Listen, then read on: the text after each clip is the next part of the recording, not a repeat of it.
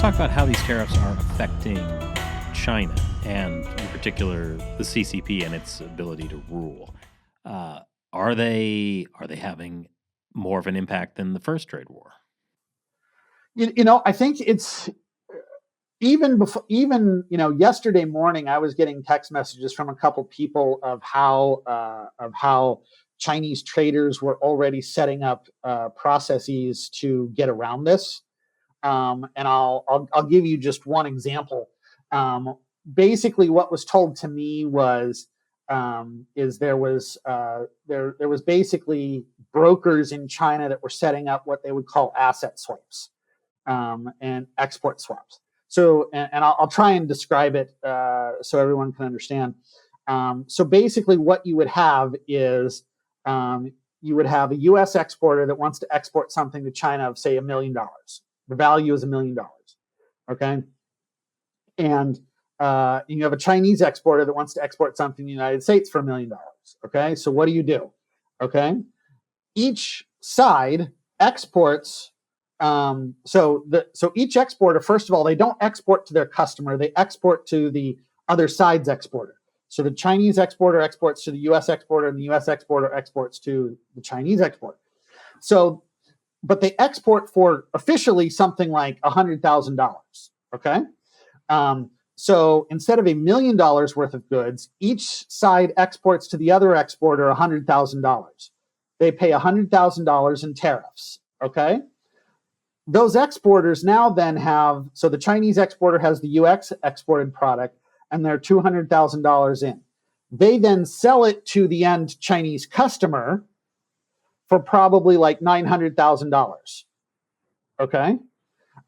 So that the end customer only sees something like a 10% price increase rather than a doubling of prices. Okay. Does that make sense? So like the total cost is now 1.1 million. So the total cost is now something like 1.1 million. Exactly. Okay. So it doesn't go to the end customer. It goes to an exporter in the other country, and that exporter sells it on to. So the tariff price is goes from, let's say, $1 million to 100,000 or some number like that. Okay.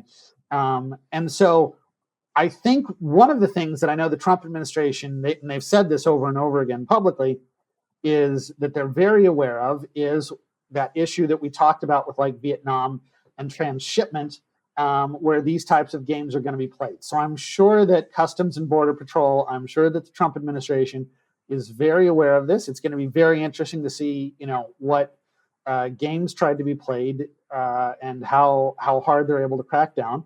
And I'm sure that the Trump administration is saying, and since to Vietnam or Mexico, one of the things that you have to do is you have to actively work with us so that if we're buying a product from Mexico, it is a Mexican-made product made in Mexico by Mexicans from Mexican firms, not a Chinese firm, a Chinese product made in China, shipped to Mexico, relabeled made in Mexico, and shipped to the United States. It's not a Chinese-made product made in Mexico by Chinese firms. And so I'm sure that this is something that they are emphasizing to Mexico and countries like Mexico and Vietnam. And to be honest, this is one of those issues, and I'll be honest, I don't entirely understand the Mexican resistance on this issue, and they have been resistant. This seems to be a win-win for Mexico that, hey, we want to buy Mexican products made by Mexicans from Mexican firms in Mexico, not Chinese products made by Chinese and made in China or made in Mexico. I guess then I would wonder about other leverage that China might have over Mexico, in terms of, have they promised some good BRI type deals? Do you know what I mean? Like there could be other reasons that Mexico would feel like they want to, keep China in. Well, I mean, I can tell you that, there is basically an underground money laundering operation that is set up between the cartels and China to move money out of China to help launder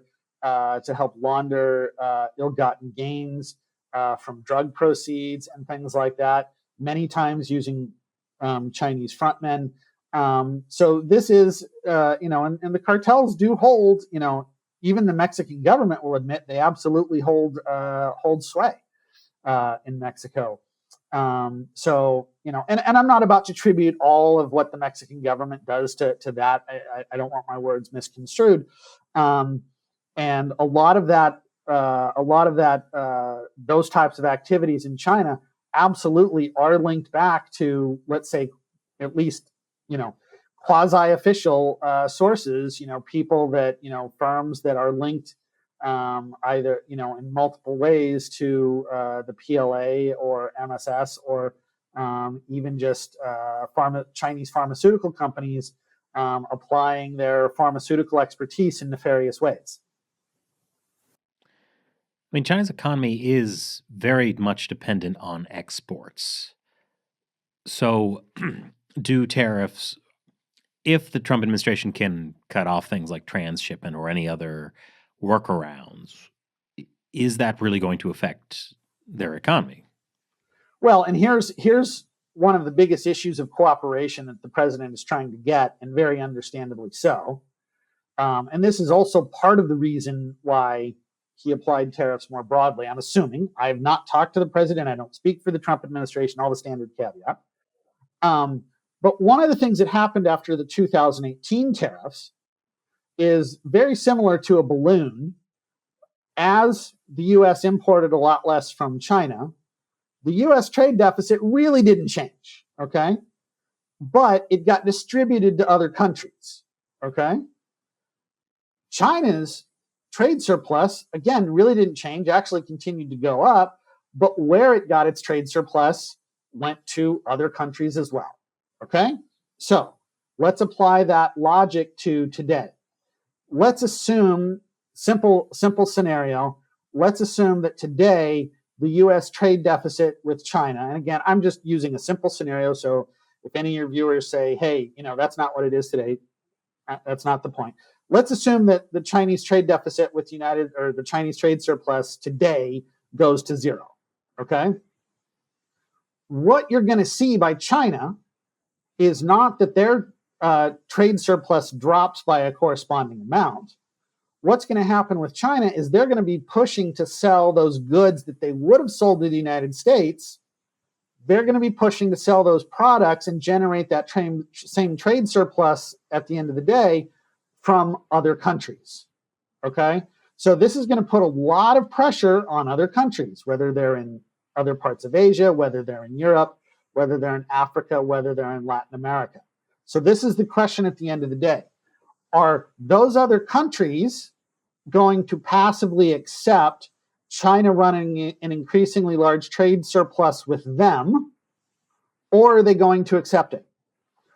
So when we talk about President Trump trying to negotiate things with other countries, one of the things that I'm sure is going to be on the table is President Trump saying to countries like Vietnam, look, you don't want to bear the brunt of China trying to export everything that they can't export to us to Vietnam.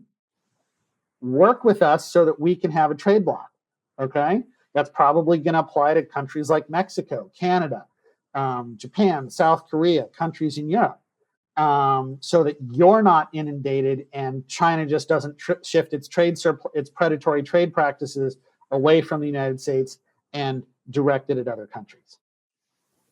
I mean, there's some arguments. I think Brad Setzer wrote a few weeks ago in the New York Times the idea that there may not be enough capacity in the rest of the world to absorb the amount that the U.S. consumes, because it's like a third of world trade or something like that. So if really, I mean, I don't think the trade between the U.S. and China is going to go down to zero, but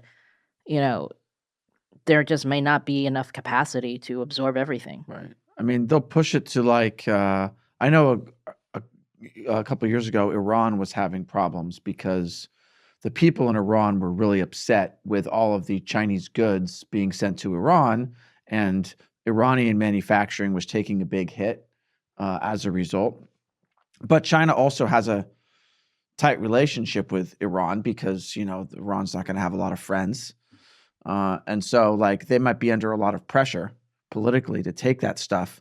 But that also then threatens the stability ultimately of the Iranian government, and it could probably be the same said with other countries that are in China's closest sphere, like Russia, that they're going to get a lot of political pressure from the Chinese Communist Party to like buy all these goods to make up for what the U.S. is not taking, but then those countries can't really handle that because there's political fallout from having your market flooded with Chinese crap.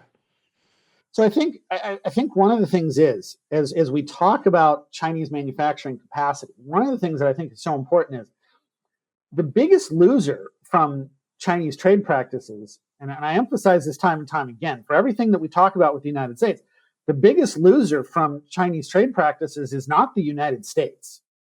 Thank you for watching this clip. I know you want to learn more, so now it's time to watch our full hour-long podcast.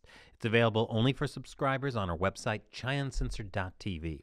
So check it out, learn more, and you'll be supporting what we do at the same time. Link is below.